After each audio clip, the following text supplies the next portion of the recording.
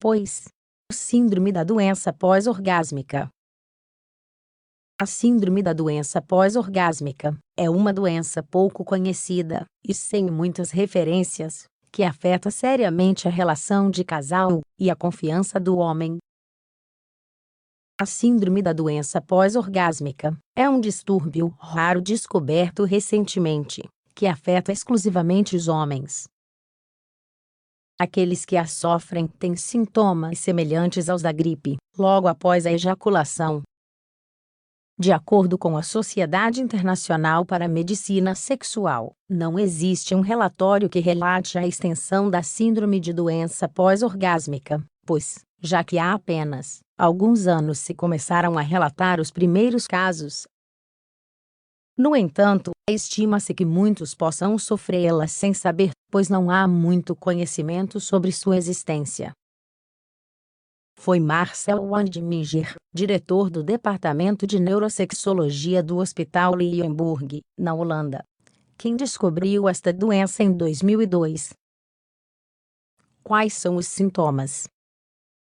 Embora essa doença não represente um grande risco à saúde, se for muito problemática para a estabilidade emocional do homem e de suas parceiras, reduz o desejo sexual daqueles que a sofrem, que veem no orgasmo o preâmbulo de um mal-estar, e não como uma atividade prazerosa.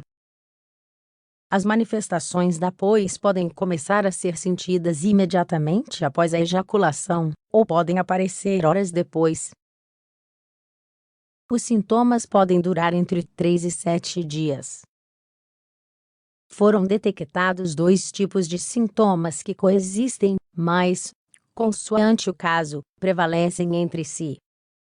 Sintomas físicos: fadiga, febre, dor de cabeça, congestão nasal ou coriza, irritação na garganta e tosse, coceira nos olhos e visão turva, dor muscular, suor, diarreia. Em algumas ocasiões, sintomas psicológicos: fadiga mental, dificuldade em se concentrar, dificuldade em lembrar as coisas, problemas para falar, o que causa a síndrome da doença pós-orgasmática. Sexual. Não se sabe o que origina a síndrome de doença pós-orgástica, embora haja várias teorias que estão em teste. Por um lado, não há indicação de que seja uma doença genética ou contagiosa. Os estudos apontam para problemas hormonais ou neuropsicológicos devido a desequilíbrios químicos ou problemas imunológicos. Foi pesquisado se existe uma relação entre essa doença e a ejaculação precoce, mas apenas 25% dos casos analisados relataram ejaculação em tempos inferiores a 1 minuto após o início da relação sexual ou masturbação. Desequilíbrios químicos.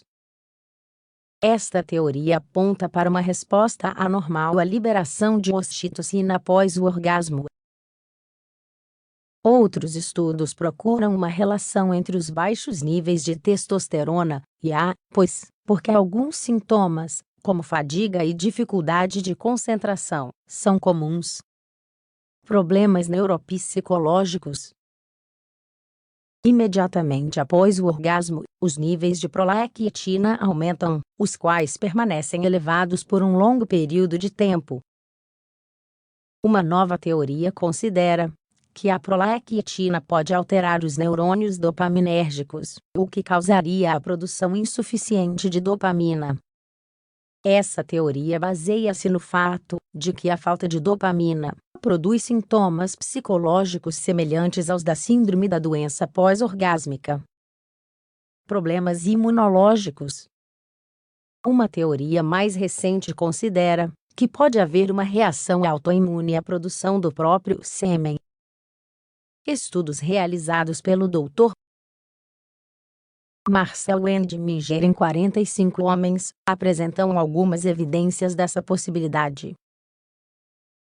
Tratamento da síndrome da doença pós-orgásmica. Até o momento, antihistamínicos, antidepressivos e SRS e ansiolíticos têm sido usados para aliviar os sintomas, mas não como uma solução definitiva. Por outro lado, o Dr. Wandminger faz estudos com a terapia de hipossensibilização. Esta consiste em inocular pacientes com seu próprio sêmen. A terapia funciona como um tipo de vacina, que busca causar uma reação imune à alergia ao próprio sêmen.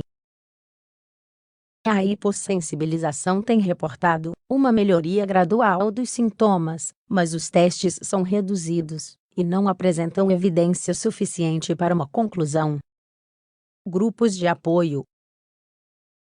Em primeiro lugar, você deve saber que há grupos de apoio que facilitam o intercâmbio de experiências e a conexão com profissionais que estão estudando esta condição.